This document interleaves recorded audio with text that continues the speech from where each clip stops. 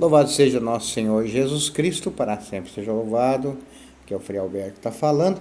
O evangelho desse dia 5 de 11 está aí, escrito aí para você, será de Lucas 16, de 1 a 8. Um evangelho, olha, muito difícil esse evangelho, viu?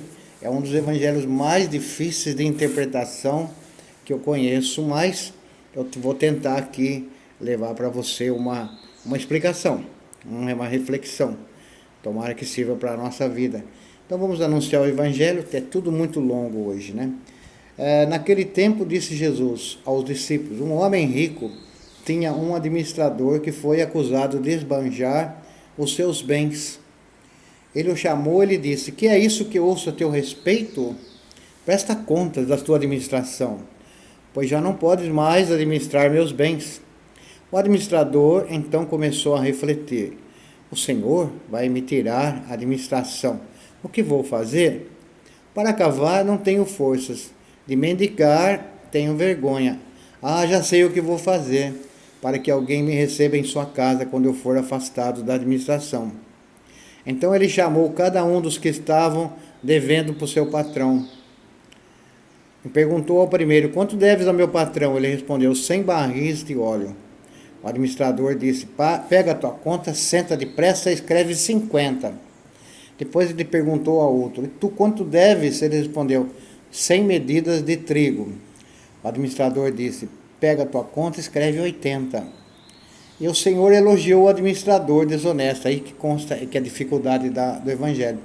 O Senhor elogiou o administrador desonesto, porque ele agiu com esperteza. Com efeito, os filhos desse mundo são mais espertos em seus negócios do que os filhos da luz. Palavra da salvação. Glória a vós, Senhor. Com efeito, os filhos deste mundo são mais espertos do que os filhos da luz. Essas últimas palavras, para mim, refletem bastante a explicação de Jesus. Esse evangelho é desconcertante, principalmente quando sabemos e lemos em Jesus Cristo sua preocupação com as injustiças e ações desonestas que visam o lucro e a exploração, sobretudo dos mais pequenos. Aliás, Jesus é contra todo tipo de maracutaias, né? E reprova-as severamente. Por isso, e mais algumas coisas que ele sempre estava na mira dos fariseus, doutores da lei e mestres da lei. Bem, vamos ao evangelho. A história é conhecida de todos nós e as dúvidas com certeza também. Um homem rico e seu administrador são os personagens principais. O homem chama o administrador e pede conta da sua administração, porque ouviu falar coisas ruins, como por exemplo o esbanjamento do administrador. A primeira pergunta: será que o patrão não percebia os erros do administrador? Ou ele estava confortável porque a má administração, a desonestidade do administrador também levava vantagem para o patrão? A primeira pergunta que eu faço. Se ele foi informado por pessoas, é sinal de que ele não percebia, concorda? Mas as pessoas se sentiam lesadas. O administrador percebeu que iria perder a boquinha, então começou a maquiar o balanço, como muita gente faz. Chama um e outro que devia ao patrão e manda mudar o valor da dívida. A um perdoou 50 barris de óleo, o outro perdoou 20 medidas de trigo. Imagino que fez isso com tantos outros. A segunda pergunta: será que ele não marcava mais na caderneta dos fregueses, como muitos fazem, por exemplo, no Brasil, afora aí?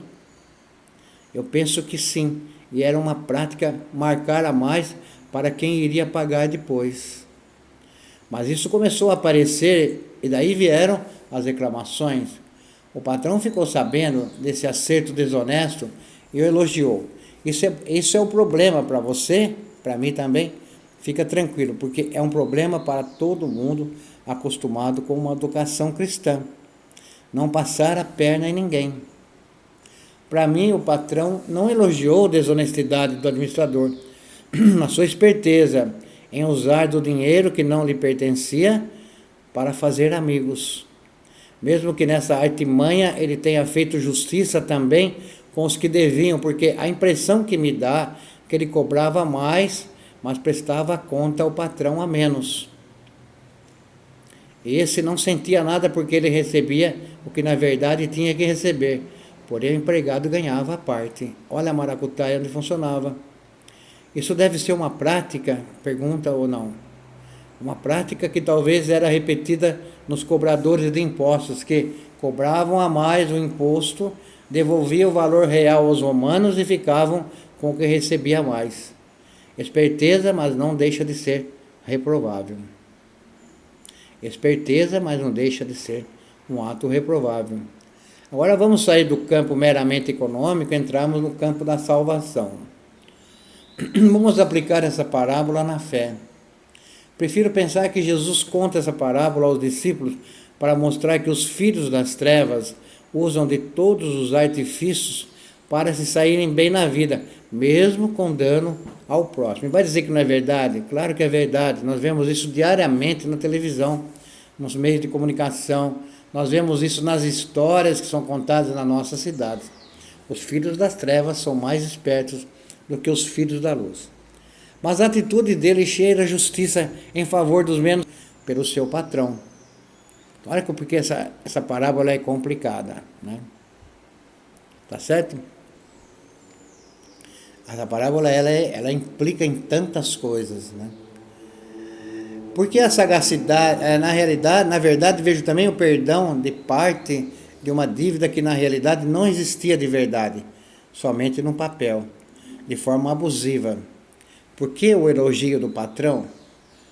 Porque a sagacidade sua, a sua esperteza em se adiantar e resolver uma pendência deveria ser a mesma dos cristãos, se adiantando resolver suas pendências com Deus. Se usarmos de nossa inteligência para fazermos amizade com amigos e pessoas estranhas para levarmos vantagem, que usemos também para fazermos amizade com Deus. Não na enganação. Geralmente nos empenhamos mais nas coisas do que na fé. Imagina o esforço para nos darmos bem nas coisas terrenas, nas coisas materiais, porque não temos esse mesmo esforço, essa mesma imaginação, essa mesma esperteza para percebermos os nossos erros e entrarmos em contato com Deus para pedirmos o seu perdão das nossas dívidas. Então veja que interessante, esse evangelho ele é simplesmente lindo. Desejo a você um ótimo dia, compartilhe o nosso trabalho, dê um joinha aí no YouTube e se inscreva. Um abraço, bom dia, tchau.